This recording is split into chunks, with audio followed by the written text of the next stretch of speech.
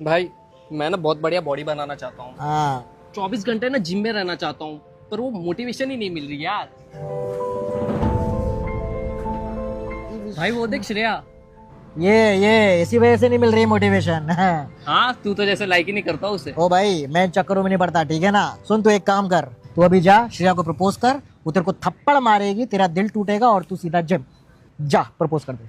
पक्का भाई? अरे बिंदास, ठंड रख, स्प्राइट पी, चिल मार और बोल डाल। जब दिल टूटेगा ना तभी तू जिम जाएगा।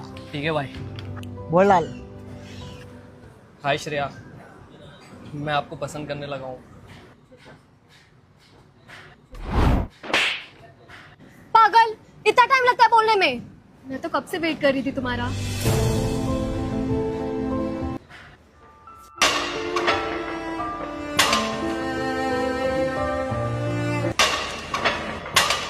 Tagdalong, tagdalong, tagdalong, tagdalong.